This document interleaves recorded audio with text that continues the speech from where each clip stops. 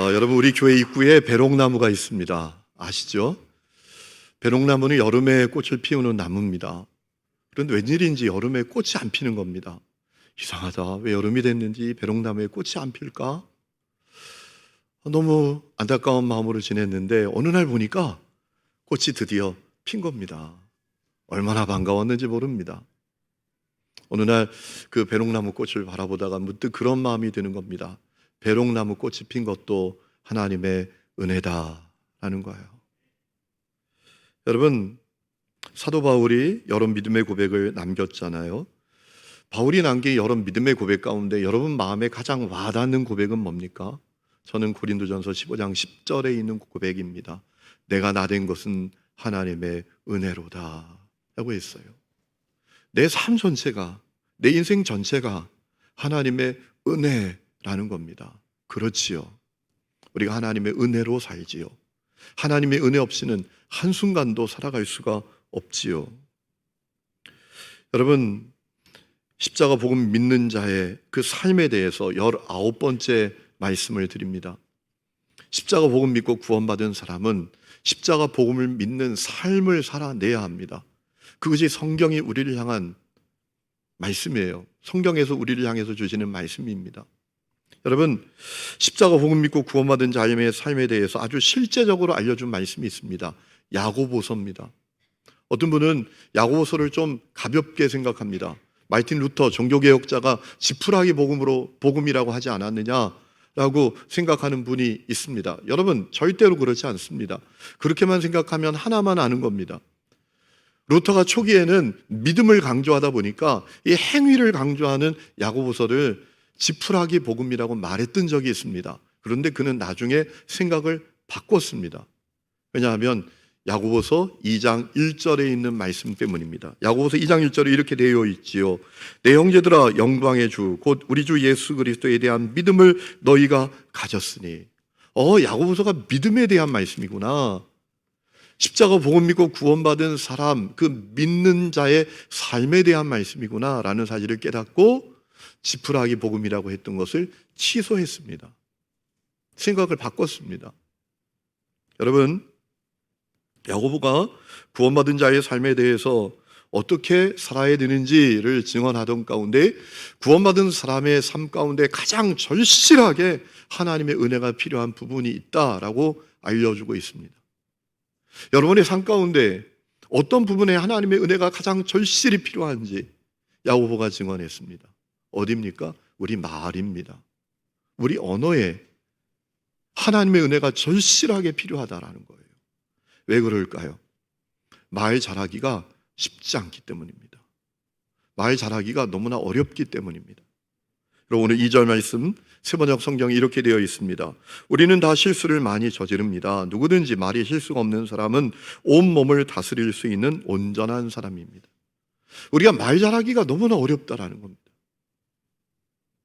이사야 선지자도 그가 성전에서 하나님의 영광을, 하나님의 임재를 경험했습니다. 그런데 기뻐하지 않고 괴로워했습니다. 두려워했습니다. 왜? 자기가 입술이 부정한 자였기 때문입니다. 이사야 6장 5절에 이사야 선지자가 이렇게 말했죠. 화로다, 나는 망하게 됐구나. 나는 입술이 부정한 사람인데. 그것이 이사야의 고백이었습니다. 여러분, 말을 참 잘하기가 어렵죠. 그렇죠? 여러분, 동의하십니까? 그렇죠? 말 잘하기가 너무나 쉽지 않습니다. 그래서 우리 삶에 하나님의 절실히 은혜가 필요한 부분이 우리 말입니다. 언어입니다. 우리가 말할 수 있는 것은 놀라운 축복이죠. 우리가 말을 통해서 의사도 전달하고 감정도 표현하고 노래하기도 합니다. 하나님께서 주신 놀라운 축복입니다. 하나님이 말씀하시는 분이셨기 때문이죠. 그래서 말할 수 있는 축복을 우리에게 주셨습니다. 하나님은 말씀으로 세상을 창조하셨습니다. 말씀으로 피조물의 이름도 지으셨습니다. 말씀으로 당신의 뜻과 마음도 알려주셨습니다. 말씀으로 축복과 저주도 선포하셨습니다. 우리 예수님도 말씀으로 천국 복음을 전파하시고 말씀으로 가르쳐 주시고 말씀으로 치유하셨습니다. 여러분, 그렇기 때문에 우리가 말할 수 있는 축복을 누린 거예요. 하나님이 말씀하신 분이셨기 때문에 우리가 말할 수 있는 축복을 받은 것입니다. 문제는 인간이 전적으로 타락한 상태가 되었기 때문에 인간의 말도 타락하게 됐다는 겁니다. 타락한 전사가 타락한 말로 아담과 하와를 미혹했습니다. 죄짓게 만들었습니다. 그래서 전적으로 타락하게 되었습니다. 그래서 인간의 말도 타락하게 된 겁니다. 물론 우리가 예수 십자가 복을 믿고 구원받아서 새로운 피조물이 되었지만 아직도 연약한 존재이기 때문에 하나님 앞에 갈 때까지 이 말을 잘하기가 참 어렵습니다. 이 땅을 살아가는 동안 말에 실수가 없기가 참 어렵습니다. 이제 이번 주간에 추석 명절이 돌아옵니다. 여러분, 명절이 돌아오면 명절 돌아오는 것이 기쁨이 아닌 분들이 많습니다. 고통이고 불편함이고 더 나아가서 두려움이기까지 한 분들이 많습니다. 왜 그럴까요? 그 중요한 이유 가운데 하나가 말 때문입니다. 이번에 가서 그 말 또 들어야 돼. 이번에 가서 내게 그런 말을 해서 내 마음에 비수를 박은 그분을 또 만나야 돼. 이런 마음으로 명절이 너무나 불편한 분들이 너무나 많습니다. 더 큰 문제는 인간이 말로써 주님을 거역하기도 하고 성령님을 거역하기도 하는 겁니다. 마태복음 12장 말씀에 보면 예수님께서 말씀하신 적이 있습니다. 누구든지 말로 인자를 거역하면 사하심을 얻되 누구든지 말로 성령을 거역하면 이 세상과 오는 세상에서도 사하심을 얻지 못하리라. 우리가 정말 얼마나 엉뚱한가 하면 우리는 말로 주님을 거역하기도 하고 말로 성령님도 거역하는 존재가 우리란 말이에요. 그래서 말 정말 잘해야 된다라고 주님이 경고하셨지 않습니까? 그렇다면 어떻게 우리는 구원받은 성도로서 복 있는 말을 가질 수 있을까요? 하나님이 기뻐하시는 말을 가질 수 있을까요? 오늘 우리가 읽은 말씀 몇 가지를 우리에게 알려주고 있는데 첫 번째는 말의 특징을 바로 알아야 한다라는 겁니다. 여러분, 우리가 가진 말의 특징이 있습니다. 오늘 말씀을 보면 어떤 특징이 있다라고 했죠? 작지만 강하다라는 겁니다. 그래서 말을 통해서 엄청난 영향력을 끼치게 되고 엄청난 결과도 가져오게 된다라는 겁니다. 마치 거대한 배가 작은 키에 움직이고 나무가 가득한 산이 작은 불로 다 불태워지는 것하고 똑같다라는 거죠. 여러분, 4절과 5절 말씀 보세요.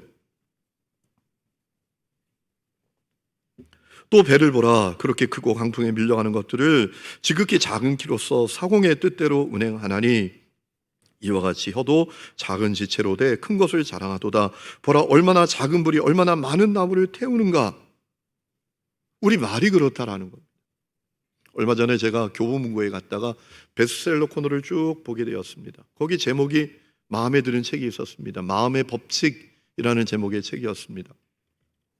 폴커 커츠와 마누엘 투시라는 분들이 베를린에서 공부한 분들이 쓴 책인데 신뢰가 가는 분이 번역을 했더라고요. 김희상 교수라고, 이 성균관대학교 철학과 교수이신데 그분이 번역을 했습니다.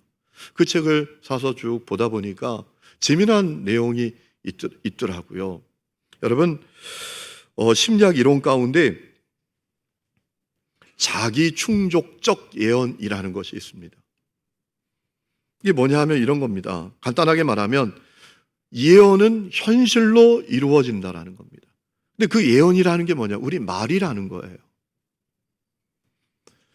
자, 실험을 했습니다. 어떤 실험을 했는가 하면 학생들을 두 그룹으로 나눴습니다. 한 그룹 아이들에게 계속 얘기해 주는 겁니다. 너희들은 최고야. 너희들은 최고의 그룹이야. 여기는 최고의 사람들이 모인 그룹이야 라고 말해 준 거예요. 반대 그룹에겐 아무 말도 하지 않았어요. 1년이 지났더니 놀라운 결과가 일어납니다. 너희들이 최고야 라고 했던 그 그룹의 아이들의 지능이 몰라보게 향상이 됐더라는 거예요. 반대로 너희는 최고야 라고 말해주지 않았던, 아무 말도 하지 않았던 그 아이들은 그냥 그대로였다라는 거예요. 그러니까 무슨 얘기죠? 사람들은 직접적으로든 간접적으로든 자기에 대해서 어떤 이야기를 들으면 그 이야기에 어긋나지 않기 위해서 노력하게 된다는 겁니다. 그리고 그 결과가 일어나게 된다는 거예요. 예를 들면 이런 겁니다. 엄마 아빠가 집에서 거실에서 아이 방문이 열려 있는 것을 보고 둘이 얘기하는 것처럼 얘기하는 겁니다. 여보, 아이가 요즘 달라졌어요. 요즘 몰라보게 달라졌어요. 그 아이가 저기서 들을 거 아니에요. 간접적으로. 그 들은 얘기답게 되려고 애쓰기 시작한다라는 겁니다. 엄청난 영향력을 끼친다라는 거예요. 이 이론을 처음 발견한 사람이 로버트 로젠탈이라는 사람이어서 이 이론을 로젠탈 효과라고 부르기도 한다라고 해요. 여러분, 야고보서의 증언이 틀림없지 않습니까? 작은 말이 엄청난 영향력을 끼치는 겁니다. 엄청난 결과도 가져오는 겁니다. 우리가 가진 말의 특징이 그래요. 또한 우리 말은 제어하기가 참 어렵고요. 제어되지 못한 말은 엄청난 파괴력을 일으키는 힘이 됩니다. 오늘 7절 말씀 보세요. 여러 종류의 짐승과 새와 벌레와 바다의 생물은 다 사람이 길들일 수 있고 길들여 왔거니와 혀는 능히 길들일 사람이 없나니 쉬지 않는 악이고 죽이는 독이 가득한 것이라 라고 했습니다. 그래서 어느 병원 게시판에 이런 글이 씌어 있었답니다. 개에 물린 사람은 반나절 만에 치료받고 돌아갔고 뱀에 물린 사람은 3일 만에 치료받고 돌아갔는데 언어에 물린 사람은 아직도 입원 중입니다. 라고 했다는 거예요. 여러분, 제어하지 못한 말은 상대방을 죽이는 독이 되고 악이 되고 상대방을 파괴시키는 부정적인 능력이 된다는 겁니다. 야고보서 1장 19절에 사람마다 듣기는 속기하고 말하기는 더디하고 성내기도 더디하라고 했지만 그게 쉽지 않잖아요. 그래서 갈등을 일으키고 파괴하는 그런 일들이 일어난다라는 거예요. 또한 우리가 가진 말의 중요한 특징이 있습니다. 우리 말이 모순일 가능성이 너무나 많다라는 거예요. 여러분, 오늘 9절 말씀 보세요. 이것으로 우리가 주 아버지를 찬송하고 이것으로 하나님 형상대로 지음받은 사람을 저주하나니 한 입에서 찬송과 저주가 나오는도다. 내 형제들아, 이것이 마땅하지 아니하니라. 우리 말이 너무나 모순일 가능성이 많다라는 겁니다. 그래서 상처받는 사람, 실족하는 사람이 생긴다라는 거예요. 모순이라는 게 뭐예요? 앞뒤가 안 맞는 거잖아요. 중국에서 유래된 말 아닙니까? 어느 중국에서 상인이 창하고 방패를 앞에 놓고 파는 거예요. 창을 들고 말합니다. 여러분, 이 창은 어떤 방패도 다 뚫을 수 있습니다. 못 뚫는 방패가 없습니다. 그리고 창을 내려놓고 방패를 들고 장사를 합니다. 여러분, 이 방패는 어떤 창도 뚫지 못합니다. 그 얘기를 듣고 지나가는 사람이 서가지고 그랬다는 거 아닙니까? 지금 뭐 하는 거예요? 앞뒤가 안 맞잖아. 이게 모순이에요. 우리 말이 모순일 가능성이 너무 많다는 겁니다. 그래서 상처를 받고 실족하는 거예요. 제가 얼마 전에 저희 어머니에게 어머니, 어릴 때 내가 어머니 말 때문에 실족했던 거 아세요? 그랬더니 갑자기 긴장하면서 뭐냐고 그러는 거예요. 어떤 일이 있었는가 하면 제가 어릴 때 초등학교 2학년쯤 됐나 3학년이었어요. 어머니가 외할아버지 생일 때 외갓집을 가는데요. 혼자 가시는 거예요. 제가 따라가겠다고 그랬죠. 아니, 세상에 외갓 따라가겠다고 그렇게 야단 맞아본 적은 처음이에요. 이상하게 친가보다 외가가 더 친근함이 있잖아요. 얼마나 가고 싶었는지. 제가 뭐 중단을 했나요? 포기를 했나요? 난 간다고 쫓아가다가 길거리에서 또 얼마나 야단을 맞았는지. 버스 터미널에서 그렇게 야단을 맞고 그렇게 야단을 맞으면서도 끝까지 제가 그냥 어머니를 따라서 외갓집에 간 거 아니에요. 그때 제 친구가 아주 부자 친구가 있었어요. 아주 좋은 잠바를 샀는데 저보고 너 입어볼래? 그러는 거예요. 너 한 2주만 입어봐. 그래서 좋아. 그러고 제가 그걸 입었었거든요. 그걸 입고 갔어요. 외갓집에 갔더니 외갓댁 식구들이 야, 너 잠바 좋다. 잠바 너무너무 좋은데 그 비싼 거 아니야? 너무너무 좋다 그랬더니 제 어머니가 가만 계셔야 되는데 그러시는 거예요. 그게 얼마짜린데? 그때 제가 너무너무 낙심이 된 거예요. 속으로 그런 마음이 들더라고요. 자기가 사줬나? 자기가 사주지도 않고. 낙심이 되는 거예요. 아니, 차비 없다고. 그때 집이 되게 어려웠거든요. 차비가 없다고 나만 갔다 온다고 야단을 치더니 친구에게 빌린 잠바, 그걸 보고 그게 얼마짜린데 마치 자기가 사준 것처럼 말이 이렇게 모순이 되잖아요. 제가 너무너무 그때 상처를 받았어요. 제가 그 얘기를 제 어머니에게, 그때 제가 되게 실족했어요, 상처받았어요, 그랬더니 야, 난 기억도 못한다? 그러더라고요. 여러분, 우리 말이 그래요. 그런 특징을 갖고 있어요. 그래서 우리 삶에 가장 은혜가 필요한 부분이 우리 말입니다. 우리 말에 하나님의 은혜가 필요해요. 두 번째, 우리가 복된 말을 하기 위해서는 말의 공장인 마음을 잘 관리해야 합니다.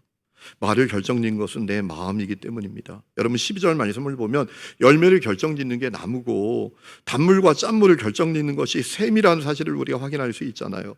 그래서 마태복음 12장 말씀을 보면 예수님께서 바리새인들을 책망하시면서 이렇게 말씀하셨던 적이 있습니다. 나무가 좋으면 그 열매도 좋고 나무가 나쁘면 그 열매도 나쁘다. 그 열매로 그 나무를 안다. 독사의 자식들아, 너희가 악한데 어떻게 선한 것을 말할 수 있겠느냐? 마음에 가득한 것을 입으로 말하는 법이다. 선한 사람은 선한 것을 쌓아두었다가 선한 것을 내고 악한 사람은 악한 것을 쌓아두었다가 악한 것을 낸다. 이렇게 말씀하셨어요. 그리고 마가복음 7장 20절에 또 말씀하셨어요. 사람에게서 나오는 그것이 사람을 더럽게 한다. 너희 속에 마음에 있는 게 나온다. 말은 마음 공장에서 나오는 거다 라고 하셨어요. 여러분, 마음은 말을 만드는 공장입니다. 그래서 말의 공장인 우리 마음 관리 잘해야 합니다. 여러분, 공장이 문제 없으면 제품은 문제 없는 거예요. 공장이 문제 있으니까 자꾸 불량 제품이 나오는 겁니다. 마음 관리 잘해야 합니다. 그러기 위해서 우리가 날마다 거룩한 마음을 구해야 합니다. 여러분의 기도가, 날마다 드리는 기도가 거룩한 마음인가요? 하나님, 이것도 주세요, 저것도 주세요, 그것도 주세요, 그것도 주세요, 이런 기도 말고 여러분의 진심 어린 기도가, 하나님, 오늘도 제가 거룩한 마음을 구합니다. 그것이 여러분의 기도 제목입니까? 다윗은 그런 기도를 가졌었잖아요. 시편 51장 말씀을 보면 다윗이 이렇게 기도했던 적이 있습니다. 보소서, 주께서는 충심히 진실함을 원하시오니 내게 지혜를 은밀히 가르치시리이다. 우슬초로 나를 정결하게 하소서. 내가 정하리이다. 나의 죄를 씻어주소서. 내가 눈보다 희리이다. 정결한 마음을 구했어요. 여러분, 날마다 정결한 마음을 구하십니까? 거룩한 마음을 구하십니까? 그리고 날마다 내 마음에 말씀을 채워야 돼요. 내 마음에 주님의 말씀을 채워야 돼요. 내 마음 공장에 말씀을 채워야 돼요. 여러분, 시편 19장 7절에 주님의 교훈은 완전하여서 사람에게 생기를 북돋워주고 주님의 증거는 참되어서 어리석은 자를 깨우쳐준다. 주님의 교훈은 정직하여서 마음에 기쁨을 안겨주고 주님의 계명은 순수하여서 사람의 눈을 밝혀준다라고 했습니다. 내 마음 공장에 마음을 채워야 돼요. 그래서 우리가 하늘 톡방하는 겁니다. 여러분, 이렇게 생각하지 마세요. 절대로. 왜 교회가 이렇게 나를 힘들게 만들어? 뭐 이렇게 하라는 게 많아. 순모임만 가면 되지. 또 하늘 톡방은 뭐야?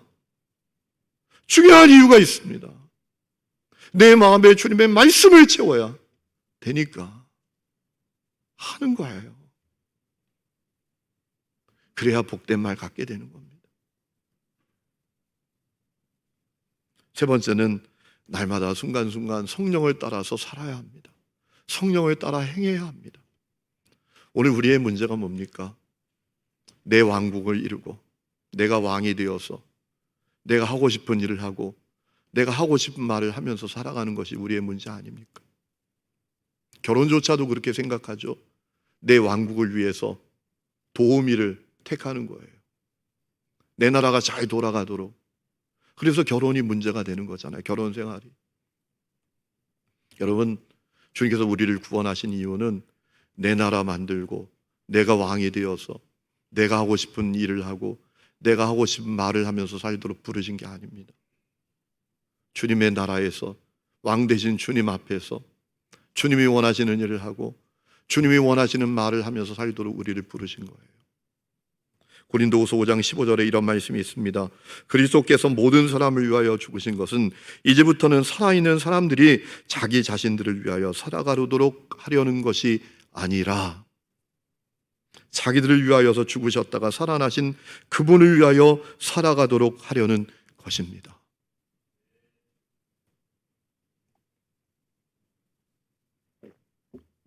그러기 위해서 우리가 날마다 성령을 따라 살아야 돼요. 갈라디아서 5장 16절에 내가 이르노니 너희는 성령을 따라 행하라.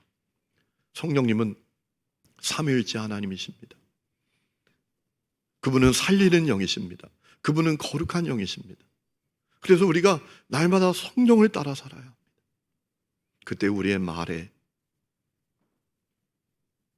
생기가 나는 거예요. 우리 말이 하나님이 기뻐하시는 말이 되는 것입니다. 여러분, 나무에 붙어있는 가지는 아름다운 열매를 많이 맺지만 나무에 실로 매달린 나무는 썩어 사라질 뿐입니다.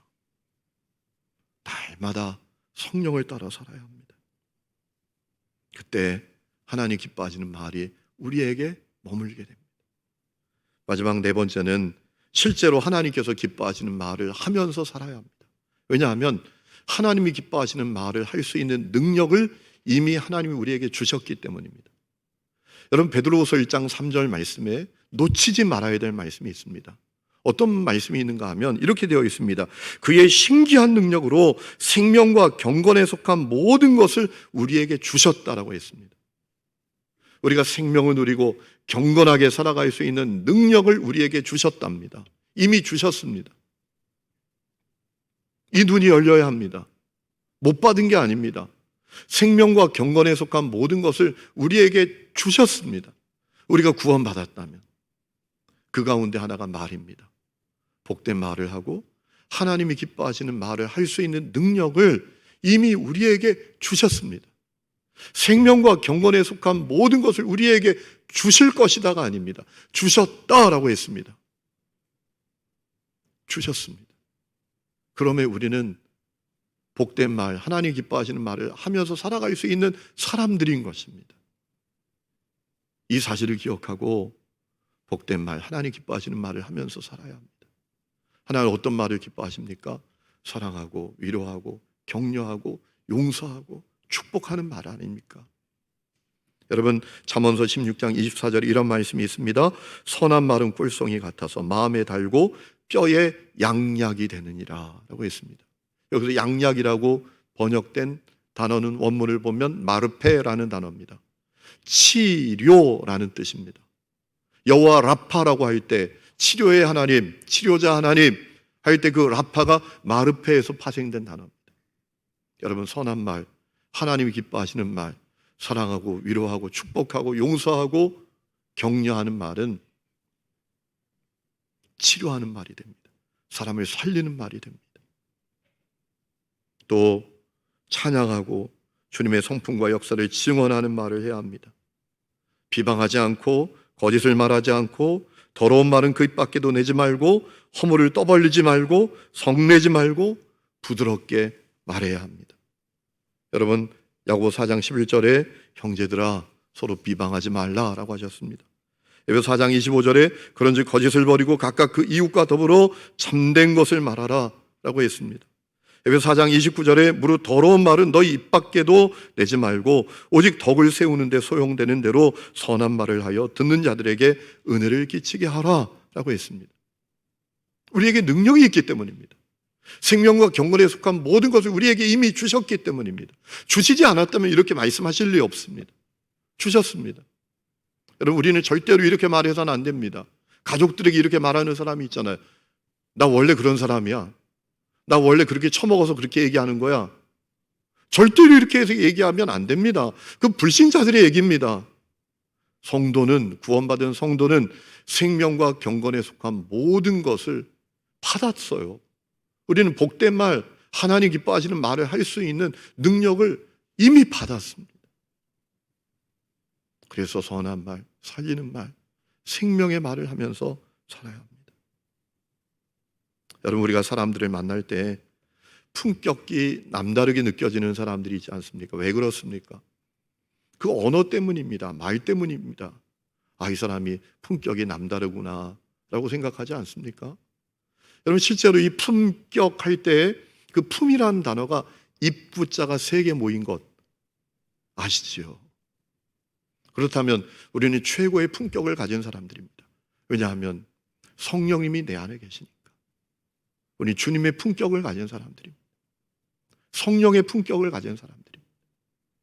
오늘 여러분의 가족들은 여러분을 통해서 성령님의 품격을 경험하십니까?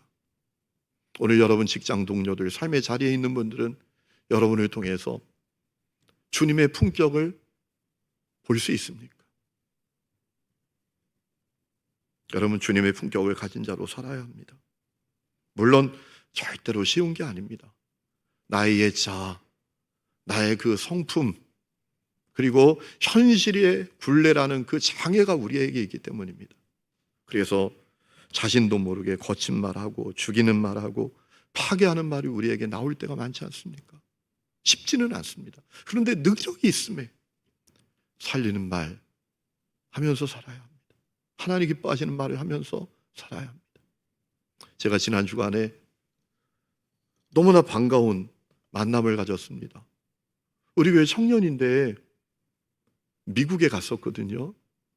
그런데 미국에 갔는데 한국에 있는 거예요. 너무너무 반가워서, 야, 너 너무너무 반갑다.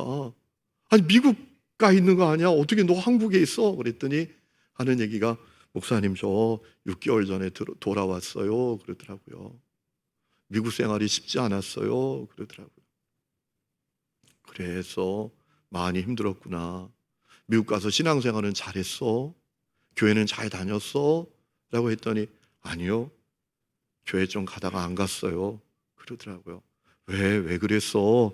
라고 했더니 너무 마음 아픈 얘기를 하더라고요. 자기가 일을 하는데 그 일하는 데서 만나는 사람들 가운데 가장 나쁘게 말하는 사람, 가장 이기적이게 말하는 사람이 다 교인이었대요. 그래서 그냥 가지 말아야지. 그리고 교회를 안 갔대요. 너무 마음이 아팠어요. 제가 말했죠. 한국은 달라. 한국은 다르니까 낙심하지 말고 이제 예배 와야지 라고 권면했어요. 여러분, 정말 한국은 다릅니까? 여러분, 복음 믿는 자의 삶, 주님이 말씀하신 삶, 복된 말을 가진 자로 사는 겁니다. 오늘 그 역사가 여러분의 삶의 자리에 풍성하게 일어날 수 있기를 주의 이름으로 축원합니다. 우리 시간에 찬양 부르고 기도하는 시간을 갖겠습니다. 주는 완전합니다. 가사를 생각하면서 찬양을 합시다. 주여, 우리는 연약합니다.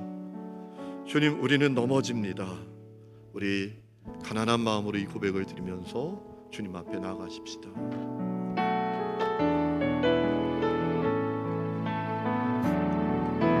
주여, 우린 연약합니다. 우린 오늘을 힘겨워 합니다. 주 뜻 이루며 살기에 부족합니다. 우린 연약합니다. 주여, 우린 넘어집니다. 오늘 하루 또 실수합니다. 주의 긍휼을 구하는 죄인입니다. 우리 주만 바라봅니다. 한없는 주님의 은혜 온 세상 위에 넘칩니다.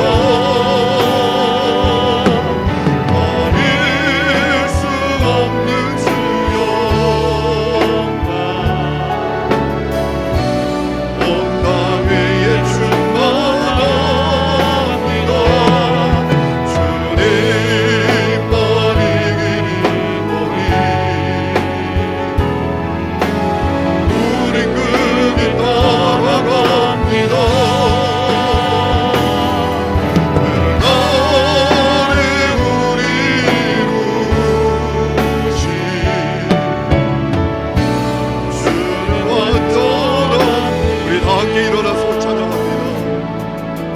주여 우리 연약합니다. 우린 오늘을 힘겨워합니다. 주 뜻 이루며 살기에 부족합니다. 우린 연약합니다. 주여 우린 넘어집니다. 오늘 하루 또 실수합니다. 주의 긍휼을 구하는 죄인입니다. 주만 바라봅니다. 한없는 주님의 은혜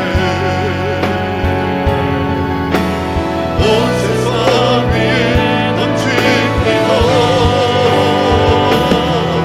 막을 수 없는 주여 온 땅 위에 충만합니다.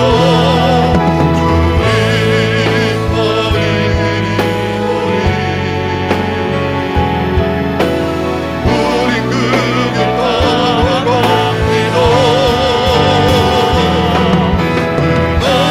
그날에 우리 이루신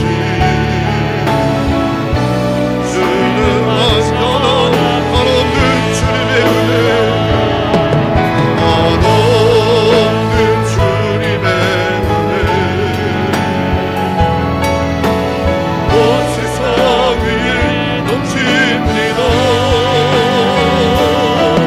막을 수 없는 주여 온 땅 위에 충만합니다. 주님만이 그리거니 우린 그길 따라갑니다. 그날에 우리 이루신 주는 완전한 그날에 일을 이루신 그날에 우리 이루신 주는 완전한 그날에 우리 이루신 그날에 우리 이루신 주는 완전합니다.